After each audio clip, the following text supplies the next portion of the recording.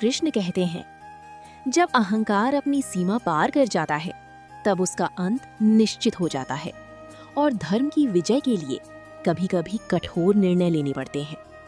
नमस्कार दर्शकों, आप देख रहे हैं भक्ति की कहानियां, जहां कथा नहीं अनुभव होता है। आज की कहानी है उस अंतिम युद्ध की जिसने महाभारत का अंत तय कर दिया और उस एक प्रहार की जिसने इतिहास बदल दिया। आज की कहानी दुर्योधन का अंतिम युद्ध और भीम ने उसकी जांघ क्यों तोड़ी। युद्ध के बाद का सन्नाटा। कुरुक्षेत्र का मैदान अब शांत था। हर ओर केवल शव, धूल और सन्नाटा।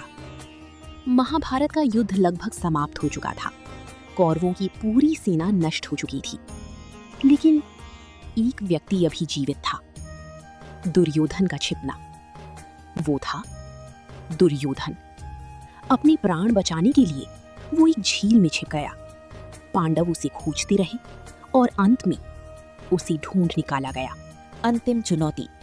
दुर्योधन बाहर आया। उसकी आंखों में अभी भी अहंकार था। उसने कहा, मैं अकेला ही तुम सबका सामना कर सकता हूं।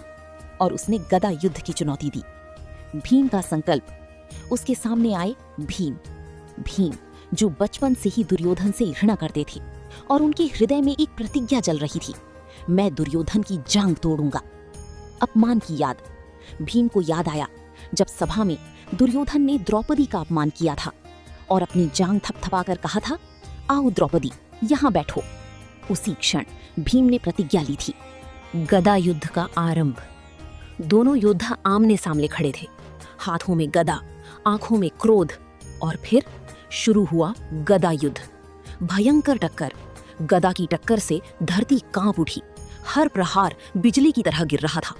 दुर्योधन का कौशल अद्भुत था। वो भीम को बार बार पीछे धकेल रहा था। भीम की कठिनाई। कुछ समय के लिए भीम कमजोर पड़ने लगे। दुर्योधन का शरीर वज्र के समान कठोर था। उस पर वार करना आसान नहीं था। कृष्ण का संकेत। तभी श्री कृष्ण ने भीम की ओर देखा और धीरे से अपनी जांघ पर हाथ मारा। ये एक संकेत था, नियम तोड़ने का क्षण। गदा युद्ध के नियम के अनुसार जांघ पर वार करना अधर्म माना जाता था, लेकिन ये केवल युद्ध नहीं था, ये धर्म और अधर्म की अंतिम लड़ाई थी। निर्णायक प्रहार। भीम ने पूरी शक्ति से अपनी गदा उठाई और सट दुर्योधन की जांघ पर जोरदार प्रहार किया। दुर्योधन का पतन।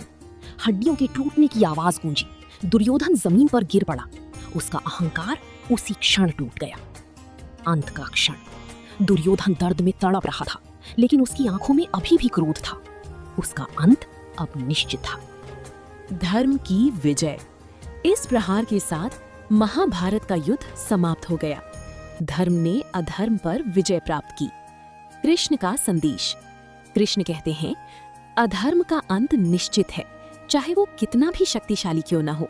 और कभी-कभी धर्म की रक्षा के लिए नियमों को भी तोड़ना पड़ता है। कहानी का सार। ये कहानी हमें सिखाती है, अहंकार का अंत निश्चित है, अपमान का बदला समय जरूर लेता है और धर्म की जीत हमेशा होती है। भीम का वो प्रहार सिर्फ एक बार नहीं था, वो न्याय था जो वर्षों बाद मिला। तो दर्शकों, ये था दुर्योधन के अंतिम युद्ध का अद्भुत सत्य।